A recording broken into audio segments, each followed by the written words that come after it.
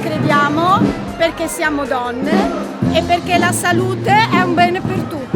Nuove amicizie, camminare, divertirsi, spensieratezza. È una bellissima emozione, un momento di condivisione e la possibilità di fare anche una cosa buona. 50 sfumature di rosa, le farfalline.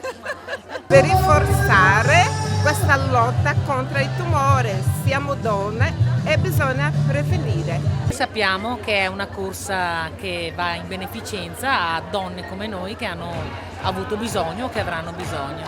Quindi sappiamo che divertendoci possiamo dare un contributo. Non è che il momento in cui ti sei ammalata vai a fare le visite, bisogna farlo molto prima. Per portare avanti la prevenzione, perché è giusto che ci sia la prevenzione e perché tutte e due abbiamo avuto un caso. Esatto. La paura, lo sconforto, il fatto di non farcela, poter non esserci più presente per la tua famiglia, ti lasciano tanta paura, tanta insicurezza. Noi insieme abbiamo trovato la forza di unirci in un progetto che è la Forza in Passerella, le sfilate di moda per la vita. Noi vogliamo esserci per dare un sostegno anche a tutte le donne che vivono certe esperienze di malattie. È un bel momento oggi veramente trovarsi tutti in rosa, fare una bella camminata insieme, ma soprattutto l'obiettivo è quello importante. Perché insieme è più facile e più bello anche, si va più lontano. È stato ancora più profondo il messaggio sulla prevenzione che è partito da ogni dove. È avvenuto durante la presentazione al BHR Hotel ed è avvenuto anche durante la conferenza stampa in comune da tutti i nostri partner e dall'amministrazione.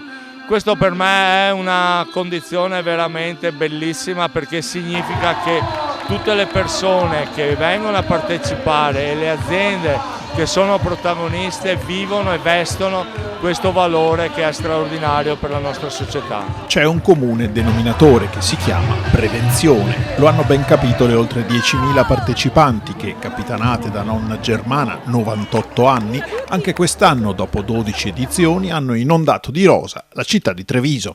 Treviso in Rosa, kermesse a scopo benefico organizzata da Treviso Atletica e Corri Treviso con il patrocinio della LILT, la Lega Italiana per la lotta contro i tumori, non è soltanto una corsa o camminata, è un vero e proprio palcoscenico tutto al femminile in cui sentirsi protagoniste, donare, superare, gridare, commuoversi, ricordare, condividere, sostenendo concretamente la LILT di Treviso. Quest'anno abbiamo condiviso la possibilità di avere un nuovo mezzo. Dietro di me avete il mezzo che hanno avuto l'anno scorso e d'altronde con 481.000 chilometri all'anno che la LILT fa, i mezzi si usurano. Noi abbiamo finora contribuito con più del 10% dei mezzi che hanno e quindi per noi è un momento molto molto intenso. Bellissima manifestazione del cuore di Treviso, una città stupenda e soprattutto per l'ILT è un momento importante per dare dei messaggi che sono quelli della prevenzione e della diagnosi precoce, che sono gli obiettivi della LILT. Prevenire e vivere è la nostra missione.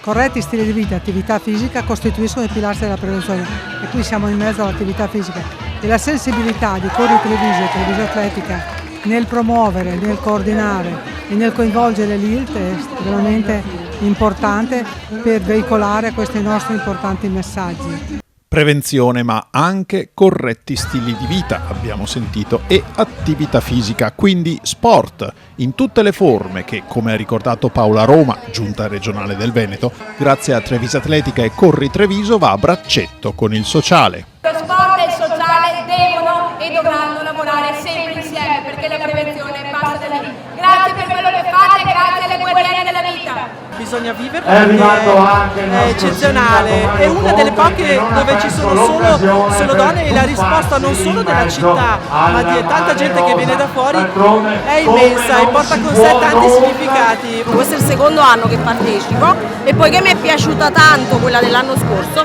ho invitato le altre napoletane, eccole qua, o che sia Napoli, o che sia Treviso, che sia Milano, che sia Livorno. Bisognerebbe spostarla in tutte le città la manifestazione, sensibilizzare tutte le donne ma soprattutto anche gli uomini alla prevenzione a donare. Presenti i vertici dell'atletica leggera che, oltre a Levorato, vicepresidente nazionale, ha visto per un saluto ai nastri di partenza il presidente regionale Sergio Baldo e la vicepresidente Gabriella Dorio, oltre alle autorità locali, agli ordini del sindaco Mario Conte. Fatemi ringraziare Treviso Atletica e Corri Treviso, perché senza di loro tutto questo non ci sarebbe, ma anche senza tutte le donne che ogni anno partecipano. Con quest'anno abbiamo raggiunto le 100.000 partecipanti, che è un numero incredibile, un numero pazzesco, però queste sono giornate tutte da godere e quindi grazie davvero di cuore per tutti coloro che lavorano e partecipano. Premiare la 100.000esima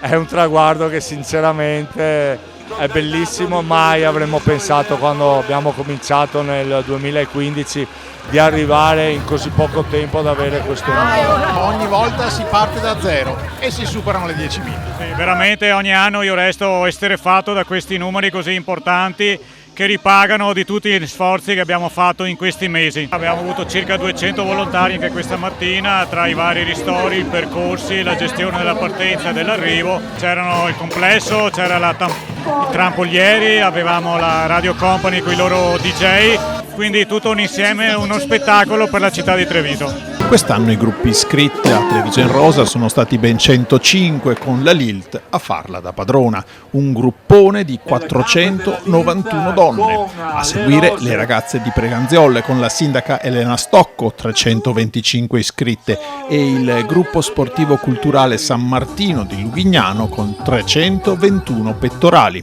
Sul palco si è celebrata anche la prima edizione del trofeo Confindustria Veneto Est, per la squadra aziendale più numerosa andata alla Fassa Bortolo, che ha presentato al via ben 88 donne, mentre il sodalizio di Mogliano Jump for Your Life si è aggiudicato il premio per il gruppo più originale grazie alle speciali calzature Effetto Moda. E per chiudere una nota sui partner dell'evento, alcuni storici come Maxi alla 10ª edizione, altri nuovi, altri ancora impegnati direttamente nella camminata, una rete solidale nella quale ognuno si accomoda e offre il proprio contributo. Abbiamo voluto distribuire alle partecipanti un buonissimo gelato proprio per allietare questo momento e renderlo un po' più dolce. La nostra prima esperienza come sponsor, ne siamo felicissimi. Il Tulipano è un'azienda tutta al femminile, è stata un'esperienza stupenda.